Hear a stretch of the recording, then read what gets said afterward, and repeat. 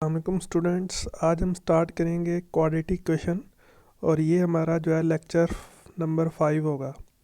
तो इस लेक्चर के अंदर हमने क्वाड्रेटिक इक्वेशन के बारे में पढ़ना है कि क्वाड्रेटिक इक्वेशन क्या होती है।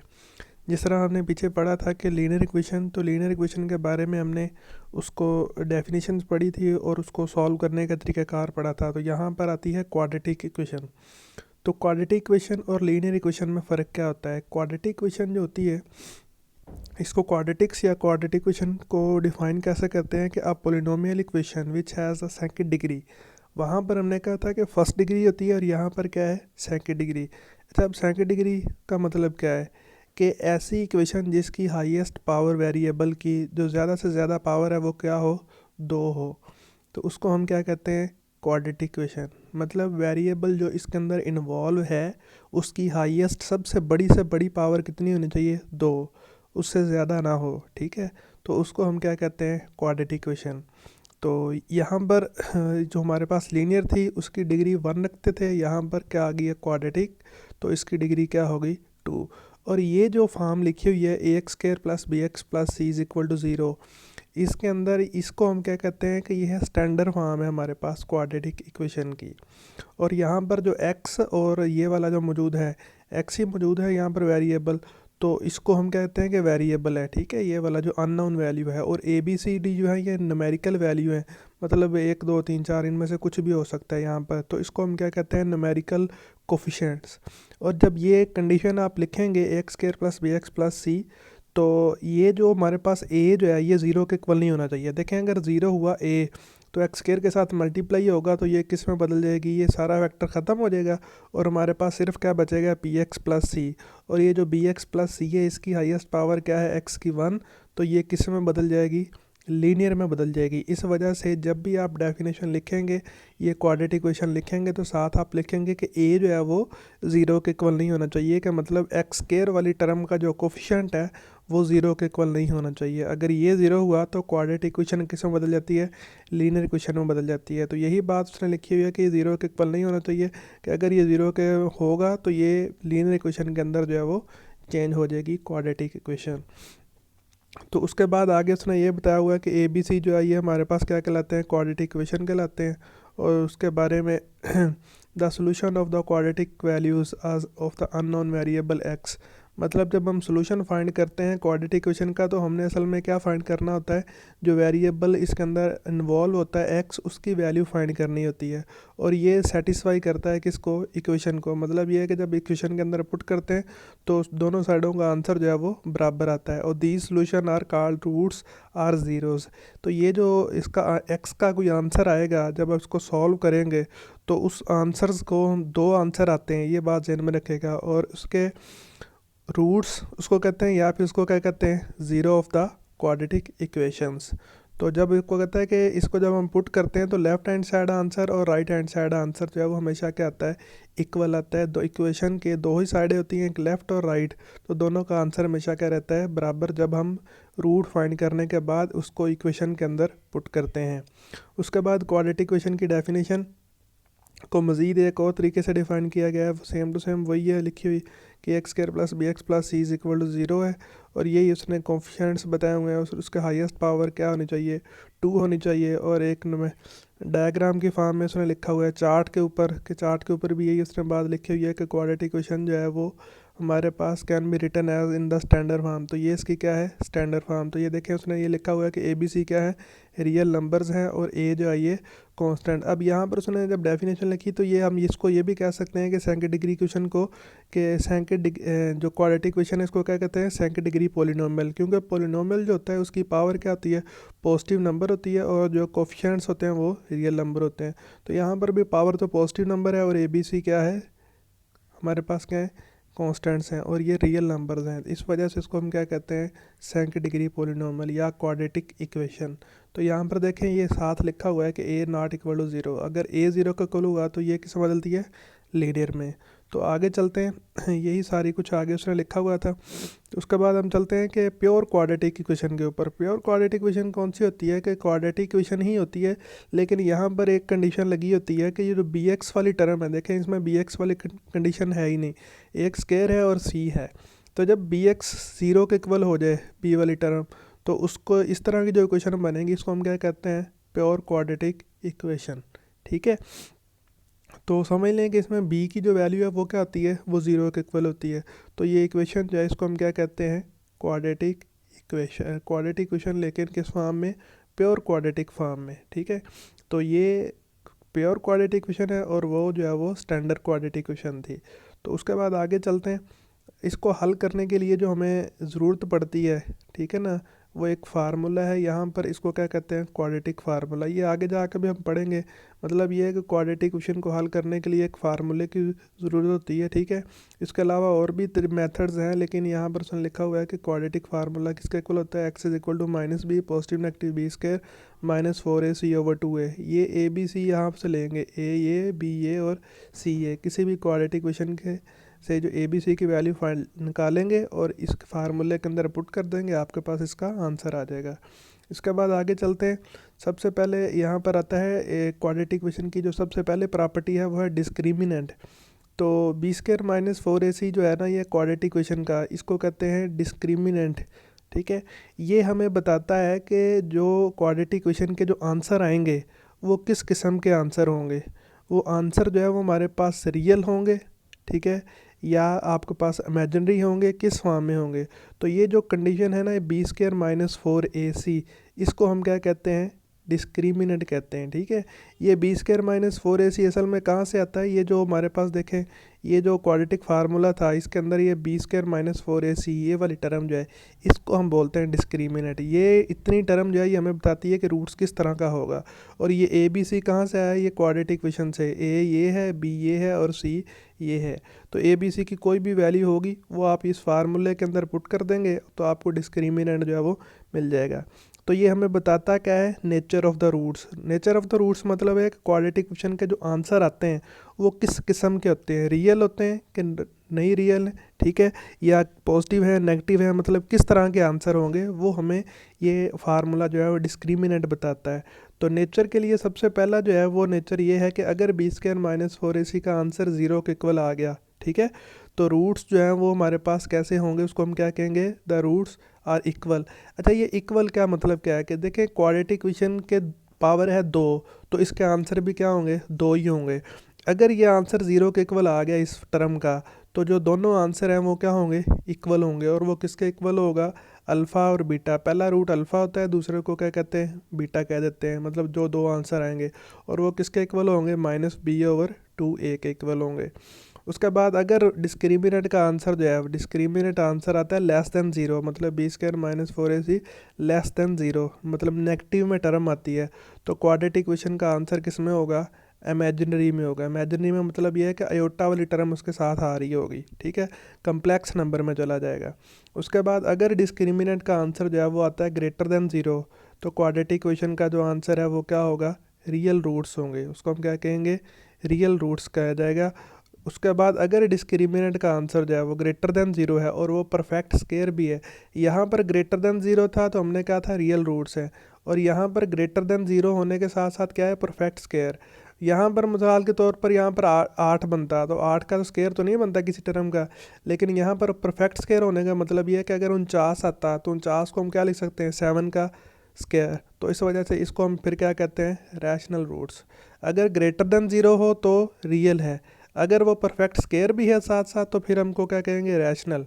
ठीक है, उसके बाद अगर वो कहता है कि डिस्क्रिमिनेंट का आंसर ज़ीरो के इक्वल है लेकिन वो परफेक्ट स्क्वायर नहीं है, ठीक है, not perfect square, then it's are irrational. तो हम उसको हम क्या कहेंगे, वो क्या है, इर्रेशनल रूट्स हैं। मतलब ग्रेटर देन ज़ीरो तो है, मिसाल के तौर पर 48 है, तो 48 जो है वो हमारे पास स्क्वायर तो नहीं बनता किसी टर्म का, इस वजह से हम क्या कहेंगे, नॉट परफेक्ट स्क्वायर, और इसको क्या कहेंगे, इर्रेशनल रूट्स। रूट्स हमारे कौन से होंगे, इर्रेशनल। अगर डिस्क्रिमिनेंट का आंसर ग्रेटर देन ज़ीरो है और वो परफेक्ट स्क्वायर है, और यहाँ पर और a की वैल्यू 1 है और b और c कोई भी इंटीजर हैं, तो फिर हम quadratic equation will be integral roots. ये जो लास्ट वाला है ये आपके इन टर्म में नहीं है, इसको आप छोड़ दें, बाकी ऊपर वाले जो आप कर सकते हैं, ठीक है। उसके बाद चलते हैं आगे। तो एग्जांपल्स हैं, एग्जांपल देखें, ये जो है ये हमारे पास जो एग्जांपल्स हैं ये किस फॉर्म में है, क्वाड्रेटिक इक्वेशन इस फॉर्म में लिखी हुई है, x square plus b x plus c. तो ये देखें यहाँ पर ए की वैल्यू 1 है, बी की -1 है और सी की क्या है 9। यहाँ पर ए 5 है, बी -2 है, सी जो है वो -6 है। अगर किसी टर्म के साथ माइनस लगा है तो वो -7 आएगा। यहाँ पर ए -1 है, बी 6 है और सी जो है वो 0 है। तो ये स्टैंडर्ड फॉर्म है हमारे पास। तो आगे चलते हैं, ये भी क्वाड्रेटिक इक्वेशन है, ठीक है। लेकिन इस क्वाड्रेटिक इक्वेशन के अंदर देखें सी मौजूद नहीं है, सिर्फ हमारे पास क्या है एक्स स्क्वायर और ए एक्स स्क्वायर है और बी एक्स है, सी नहीं है तो ये भी क्वाड्रेटिक इक्वेशन।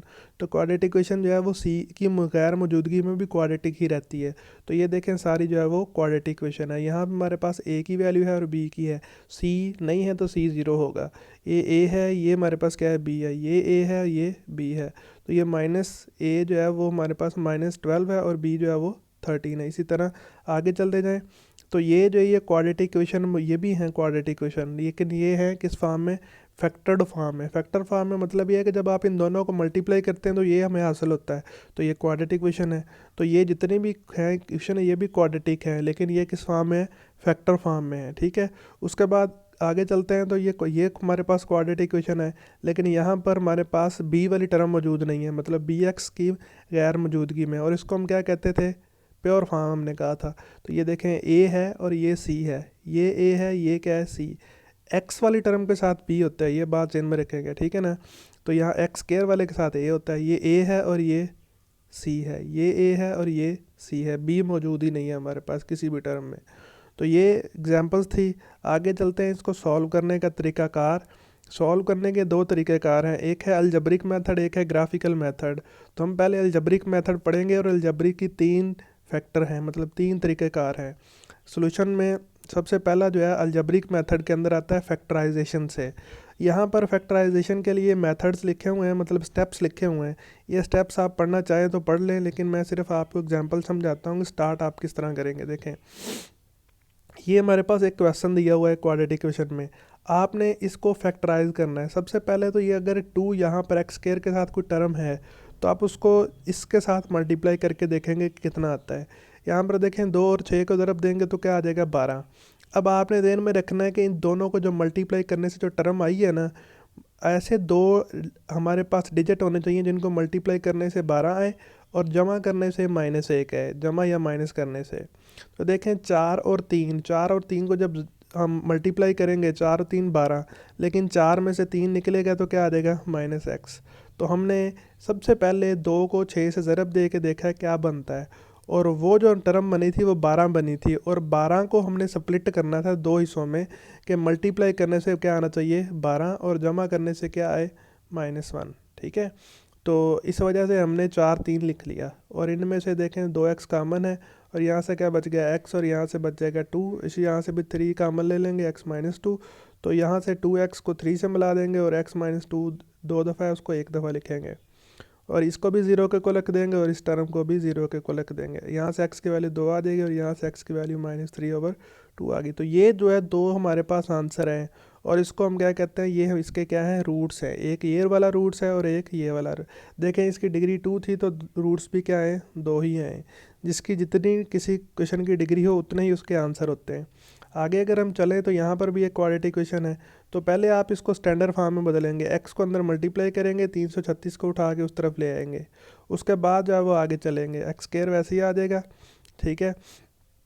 14x इनको ऐड करने से मतलब हमारे पास जो टर्म बन जाएगी, और ये जो 168 जो है ये हमारे पास, बल्कि इनको भी नहीं, अभी ये हमारे पास 2x और 4x और 336 है ना, इसको 2 के ऊपर डिवाइड कर दें, तो 2 के ऊपर डिवाइड करने से हमें ये वाली टर्म हासिल होगी, ताकि सिंप्लीफाई हो जाए। अब देखें यहाँ पर कोई टर्म मौजूद ही नहीं है, a को 168 से मल्टीप्लाई करेंगे 168 ही आएगा।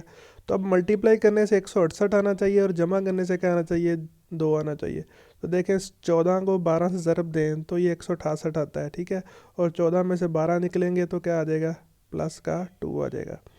तो इस वजह से हमने इसको जो है वो फैक्टराइज़ कर लिया, और फैक्टराइज़ करने से इसमें से x कामन ले लेंगे, यहाँ से भी 12 जो है वो कामन ले लेंगे, और ये आपके पास 2 जो है वो आंसर मिल जाएंगे। तो ये तरीक़ाकार था फैक्टराइजेशन का। उसके बाद आगे चलते हैं हम दूसरा मेथड के ऊपर, कंप्लीटिंग स्क्वायर में, कि स्क्वायर कैसे कंप्लीट किया जाता है जब हम हल करते हैं। तो ये कंप्लीटिंग स्क्वायर जो है ये भी एक मेथड है जिससे हम आंसर ही निकालते हैं, मतलब अल्फ़ा बीटा निकालते हैं, मतलब रूट्स ही निकालते हैं। लेकिन इसको मेथड थोड़ा सा डिफरेंट है। वो पहला मेथड जो था वो हमने पढ़ा था, वो कौन सा है, फैक्टराइजेशन। अब ये है कंप्लीटिंग स्क्वायर। ये थ्योरी जो है वो आप बेशक ना पढ़ें, पढ़नी है तो पढ़ सकते हैं, लेकिन यहाँ पर हम चलेंगे सॉल्यूशन में कि सॉल्यूशन जो है वो कैसे फाइंड करेंगे। एक सिंपल सी डायग्राम है कि देखें, पहली जो टर्म होती है ना वो हमारे पास क्या होती है, एक्स स्क्वायर, और दूसरी टर्म होती है बी एक्स, और ये क्या होती है, सी। अब इन तीनों को आपने ऐड करना है और स्क्वायर बनाना है। तो देखें यहाँ पर उसने क्या किया है कि ये जो टर्म है ना, ये बी एक्स वाली, इसको दो हिस्सों में क्या कर दिया, काट दिया। एक हिस्सा जो है वो इसके इस तरफ लगा दिया और एक हिस्सा जो है वो इस तरफ लगा दिया काट के। और ये जो सी था वो यहाँ पर जाके जब लगेगा इस पॉइंट के ऊपर जाके, ठीक है। ये देखें, इसको दो हिस्सों में काटा और एक हिस्सा इस तरफ लगा दिया, एक हिस्सा जो है वो इस तरफ लगा दिया। और ये जो सी है, सी को जब उठा के यहाँ पर रखेंगे तो ये क्या बन जाएगा, कंप्लीट स्क्वायर बन जाएगा। अब ये मैंने सिंपल सी एक बात बताई है, ये आप ना भी करें तो कोई मसला नहीं है। ये देखें, ये एक स्क्वायर जो है वो कंप्लीट, स्क्वायर कंप्लीट का मतलब क्या है कि स्क्वायर को क्या करना है, कंप्लीट, मतलब एक मरबा बनाना है। तो ये सिर्फ समझाने के लिए डायग्राम से है, ये बेशक आप ना भी करें, लेकिन हमें जो हल करना है वो ये नीचे से है। यहाँ पर देखें तो कंप्लीटिंग स्क्वायर का जो क्वेश्चन है सबसे पहले वो ये है। देखिए आपको दिया हुआ है एक्स स्क्वायर 4x-3। तो आप करेंगे क्या, ये टर्म सबसे पहले जो फैक्टर करते हैं कंप्लीट स्क्वायर में, ये जो सी की वैल्यू होती है ना, इसको उठा के आप दूसरी तरफ लेके जाएंगे, यहाँ पर क्या रह जाएगा, 3 बन जाएगा। उसके बाद आगे वाला जो स्टेप होता है उसके अंदर ये होगा कि आप एक्स का स्क्वायर तो वैसे ही लिख देंगे, 4x को वैसे ही लिख देंगे। उसके बाद ये जो x के साथ जो कुछ भी टर्म है, मिसाल के तौर पर अगर यहाँ पर x के साथ, एक्स स्क्वायर के साथ कुछ होता, तो सबसे पहले आपने इसके साथ जो कुछ भी था पूरी इक्वेशन को क्या करना था, डिवाइड करना था। एक्स स्क्वायर वाली टर्म को अलग कर देना है, मतलब इसके साथ जो है वो कोई टर्म मल्टीप्लाई ना हो रही। अगर यहाँ पर 7 मल्टीप्लाई हो रहा होता ना, तो मैंने इसको पूरे को किसके ऊपर डिवाइड कर देना था, 7 के ऊपर डिवाइड कर देना था। अब यहाँ पर नहीं हो रहा तो हमें मसला ही कोई नहीं है, हम चलते हैं आगे, ठीक है। आगे जाने के लिए हम क्या करेंगे, पहली दो टर्म्स को वैसे ही लिख लेंगे। फिर हम करेंगे ये जो x वाले के साथ जो कुछ भी है, 4 है ना, इसको करेंगे 2 पे डिवाइड। 4 को 2 पे डिवाइड किया और उसका क्या ले लिया, स्क्वायर, और वो इस क्वेश्चन के अंदर क्या कर देंगे, ऐड कर देंगे। अगर इस तरफ ऐड किया है तो 3 के अंदर जो इक्वेशन के दूसरी तरफ भी आपको क्या करना पड़ेगा, ऐड करना पड़ेगा। सिंपल ट्रिक है, ठीक है ना। ये आपको भी मैंने बात बोली है, एक मिनट, ये आगे चला गया, ठीक है। यहाँ पर देखें तो मैंने अभी आपको जो कहा है कि क्या करना है आपने, कि एक्स वाली टर्म के साथ जो कुछ भी है, 4 है, तो 4 को आप क्या करेंगे, 2 पे डिवाइड और उसका क्या ले लेंगे, स्क्वायर, और उसको जमा कर देंगे इस क्वेश्चन के अंदर, और वो दूसरी तरफ भी ऐड करेंगे। अब ये जो टर्म है ये ए है और ये हमारा क्या है, बी, और ये है 2ab। तो आप यहाँ पर डिवाइड करने के बाद आपको क्या मिलेगा, 2 का स्क्वायर। तो आप लिख देंगे ए और ये बी जिसका स्क्वायर है, और पूरे का स्क्वायर, ए जमा बी का होल स्क्वायर, जो भी टर्म इस स्क्वायर के अंदर होगी। यहाँ से ए लेंगे एक्स को अलावा, ठीक है, स्क्वायर मतलब नहीं लेंगे, मतलब एक्स जो हम लेंगे, ठीक है। यहाँ पर भी स्क्वायर नहीं लेंगे और इसका क्या डाल देंगे, पूरे का स्क्वायर। ये जो 4x है इसको छोड़ देंगे, ये स्क्वायर कंप्लीट हो जाएगा, ठीक है। जब आप स्क्वायर कंप्लीट करेंगे, ये वाली टर्म लेनी है और ये वाली जो है वो टर्म लेनी है, और इनके स्क्वायर को छोड़ देना है और पूरे के ऊपर का डाल देना है, स्क्वायर। अब इनको जमा करेंगे, यहाँ पर क्या आ जाएगा, 7 आ जाएगा। मज़ीद जो है वो इसका दोनों तरफ ये जदर लेंगे, तो जदर लेके जदर स्क्वायर से क्या हो जाएगा, कैंसिल, और 7 के ऊपर क्या आ जाएगा, जदर, और इसके साथ पॉजिटिव नेगेटिव आएगा। एक दफ़ा इस इक्वेशन को आपने पॉजिटिव के बराबर रख देना है और एक दफ़ा इस इक्वेशन को जो है वो नेगेटिव के बराबर रख देना है। ये 2 उधर जाके क्या हो जाएगा, माइनस, यहाँ पर भी 2 उधर जाके माइनस। तो ये 2 आपके पास जो है वो आंसर मिल जाएंगे। तो ये तरीकाकार है कंप्लीटिंग स्क्वायर का। यहाँ पर भी देखें तो ये एक हमारे पास एक इक्वेशन है, x square plus p x plus c. तो सबसे पहले क्यू को उठा के आप उस तरफ ले गए। उसके बाद आपने करना, मैंने कहा था कि जो भी एक्स के साथ है उसको 2 के ऊपर क्या करना है, डिवाइड, और उसका क्या ले लेना है, स्क्वायर, और दूसरी तरफ भी आपने वही काम कर देना है, ठीक है। ये वाले जो टर्म बनेगी उस तरफ भी ऐड कर देंगे। अब ये देखें हमारे पास ये ए है और ये p/2 क्या है, बी, और इसका क्या है, स्क्वायर। तो आप लिख देंगे एक्स प्लस p/2 पूरे का स्क्वायर, और यहाँ से सिंप्लीफाई कर लेंगे। अब दोनों तरफ आप क्या ले लेंगे, जदर। तो जदर लेने के बाद आपके पास क्या आ जाएगा, पॉजिटिव नेगेटिव। तो ये जो टर्म है ये -p/2, यहाँ पर क्या हो रही है, प्लस, तो इधर जाके क्या हो जाएगी, माइनस हो जाएगी। तो ये हमारा आंसर मिल जाएगा। तो ये क्वाड्रेटिक इक्वेशन को कंप्लीट करने का तरीकाकार है, मतलब फाइंड करने का सॉल्यूशन कंप्लीटिंग स्क्वायर से। उसके बाद आगे चलते हैं, यहाँ पर भी क्वाड्रेटिक फार्मूले का प्रूव है, ठीक है। अगर आपको कहे कि state and prove the quadratic formula, तो आपको ये खुद याद होना चाहिए कि ये जो फॉर्म है ये x square plus b x plus c हमारे पास एक क्वाड्रेटिक इक्वेशन है, ठीक है। अब देखें, मैंने अभी बोला था कि सबसे पहले आपने काम ये करना होता है कि ए को एक्स स्क्वायर के साथ जो कुछ भी है उसको क्या कर दें, डिवाइड कर दें, या पहले सी को उठा के उस तरफ ले जाएं, बात वही हो जानी है।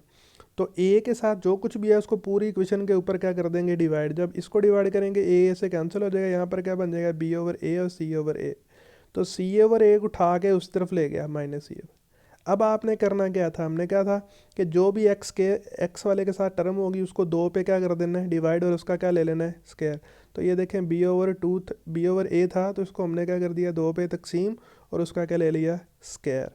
और ये जो टर्म है इस तरफ ये जो बनी है इस तरफ भी ऐड कर दी। तो ये बन गया ए और ये क्या बन गया, बी, और उसके ऊपर क्या आ जाएगा, स्क्वायर। और इन दोनों को जब स्क्वायर लेंगे तो बी का स्क्वायर आ जाएगा, यहाँ पर क्या आ जाएगा, 4a का स्क्वायर। इन दोनों का जो है वो आप ऊपर वाली टर्मों का क्या ले लेंगे, एलसीएम। एलसीएम के बाद आपको ये हासिल होगा। उसके बाद यहाँ पर स्क्वायर आ रहा है, स्क्वायर के बाद आप दोनों तरफ जदर अप्लाई कर दें, तो इस टर्म का जो स्क्वायर है वो जदर से क्या आ जाएगा, ख़त्म, और इस तरफ जो है वो क्या आ जाएगा, पॉजिटिव नेगेटिव और जदर आ जाएगा। ये वाली जो टर्म है यहाँ पर प्लस है, उधर जाके क्या हो जाएगी, माइनस की हो जाएगी। तो माइनस होने के बाद इन दोनों टर्मों का एलसीएम ले लेंगे 2a। तो ये देखें यही हमारे पास क्या है, क्वाड्रेटिक फार्मूला है।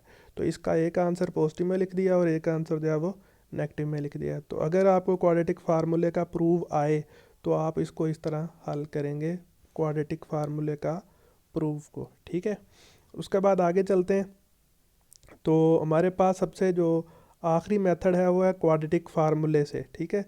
अगर कोई क्वेश्चन आ जाए और उसको सॉल्व करना हो बाय क्वाड्रेटिक फार्मूला, तो सिंपल है, आसान सा काम है। देखें यहाँ पर हमारे पास है ए एक्स स्क्वायर के साथ क्या होता है, ए एक्स के साथ क्या होता है, बी, और जो बच जाए वो क्या होता है, सी। यहाँ पर कंपैरिजन कर सकते हैं, ठीक है ना। यहाँ पर लिख लिया ए बी और सी।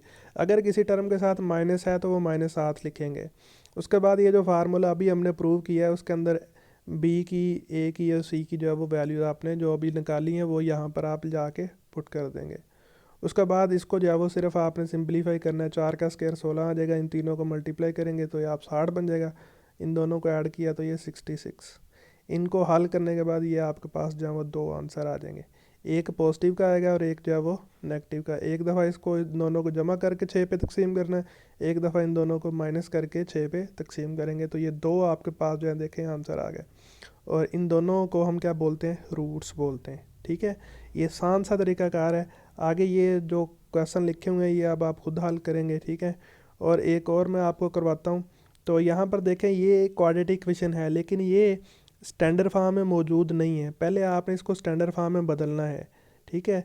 बदलने के लिए आप करेंगे ये वाली टर्म उधर जाके क्या कर दें, मल्टीप्लाई कर दें, ठीक है। तो बात यहाँ पर भी यही है कि ये 2 इधर ही रह गया, ठीक है, और ये टर्म उधर जाके क्या हो गई, मल्टीप्लाई। ये स्टेप आप बेशक छोड़ दें, ठीक है। ये वाली टर्म उधर जाके क्या हो जाएगी, मल्टीप्लाई। इन दोनों को मल्टीप्लाई करने से ये जो फॉर्म बनेगी, ये देखें अब ये क्वाड्रेटिक इक्वेशन है, 5x² 9x और -4। हो सकता है कि मतलब वो क्वाड्रेटिक फॉर्म में पहले मौजूद ना हो, तो आप पहले उसको क्या बदलेंगे, क्वाड्रेटिक फॉर्म में बदलेंगे, और उसके बाद उसको जो है वो सॉल्व करना जो है स्टार्ट करेंगे। तो यहाँ से अब देखें हमारे पास ए की वैल्यू 5 है, बी की 9 है और सी की क्या है, -4। तो आप इस फार्मूले के अंदर जो है वो वैल्यूज़ पुट कर देंगे। ये देखें ए निकाला है, बी निकाला है और सी निकाला हुआ है, और इसके अंदर जो है वो वैल्यू पुट कर दी फार्मूले के अंदर। ये तो आसान सा तरीकाकार है, उसको जो है वो आप सिंप्लीफाई कर देंगे तो आपके दोनों आंसर आ जाएंगे, ठीक है। इसके अलावा ये क्वेश्चन है ये आप इसी तरह खुद हल करेंगे, ठीक है। उसके बाद क्वेश्चन आ जाता है ये वाला। तो ये भी हमारे पास क्वाड्रेटिक इक्वेशन है लेकिन ये स्टैंडर्ड फॉर्म में मौजूद नहीं है। तो आप इन दोनों का, ये जो टर्म है ना नीचे वाली, या तो इन दोनों का ले लें एलसीएम, या आप इन दोनों टर्मों से हर इसको भी मल्टीप्लाई कर दें, इसको भी मल्टीप्लाई कर दें और इसको भी मल्टीप्लाई कर दें। डिनोमिनेटर में जो दो टर्में हैं हर टर्म को उन दोनों के साथ क्या कर दें, मल्टीप्लाई कर दें। तो ये देखें उसने जो है वो दोनों तरफ जो है वो मल्टीप्लाई कर दिया। तो जब मल्टीप्लाई करेंगे ये टर्म इसके साथ भी मल्टीप्लाई होगी, ये टर्म इसके साथ भी मल्टीप्लाई होगी। तो मल्टीप्लाई करने के बाद जब आप सिंप्लीफिकेशन के बाद आपको ये वाली फॉर्म मिल जाएगी, ये क्वाड्रेटिक इक्वेशन। तो क्वाड्रेटिक इक्वेशन से आपके पास ए की वैल्यू मिल जाएगी, बी की वैल्यू मिल जाएगी और सी की वैल्यू मिल जाएगी। तो पहले आपने समझ लें कि क्वाड्रेटिक फॉर्म में बदलना है। क्वाड्रेटिक फॉर्म में बदलने के बाद आपने इसको जो है वो फार्मूले के अंदर जो है वो ए इसके साथ कंपैरिजन करना है, ठीक है। एक्स स्क्वायर वाले के साथ समझ लें ए होता है, ठीक है, जो भी है, अगर नहीं है तो वो 1 होगा, और एक्स वाले के साथ बी होगा, और जो बच जाए वो क्या होगा, सी। और इसको जो है वो आपने फार्मूले के अंदर पुट करना है, ठीक है, और उसको सिंपलीफाई कर देंगे तो आपके पास जो है वो दोनों आंसर मिल जाएंगे। तो ये तो था सॉल्यूशन ऑफ क्वाड्रेटिक इक्वेशन, ठीक है। और अब यहाँ पर देखें, ये आपको काफ़ी सारे क्वेश्चन दे दिए हैं। अब ये जो है ये हमारे पास सिंपल है कि आपने इसको स्टैंडर्ड फॉर्म में बदलना है। ये क्वाड्रेटिक इक्वेशन है, ये क्वाड्रेटिक, लेकिन आपने इसको सिंपलीफाई करना है और क्वाड्रेटिक फॉर्म में बदलना है पहले, ठीक है। ये जो पहला क्वेश्चन है, तो उसके बाद आगे चलते हैं। तो यहाँ पर ये है, ये फैक्टराइजेशन से आपने हल करना है ये तरीकाकार से, ठीक है। उसके बाद ये जो है ये हमारे पास क्या है, कंप्लीटिंग स्क्वायर से हल करना है। और ये जो सारे क्वेश्चन है ये आप क्वाड्रेटिक फार्मूला से भी कर सकते हैं। तो ये क्वेश्चन है, ये आप अपनी प्रैक्टिस के लिए कर सकते हैं। अगर कोई मसला हो तो मुझसे कांटेक्ट कर लें, मैं आपको जो है वो इसका सलूशन जो है वो भी आपको बता दूंगा, ठीक है जी। और शुक्रिया, अल्लाह हाफिज़।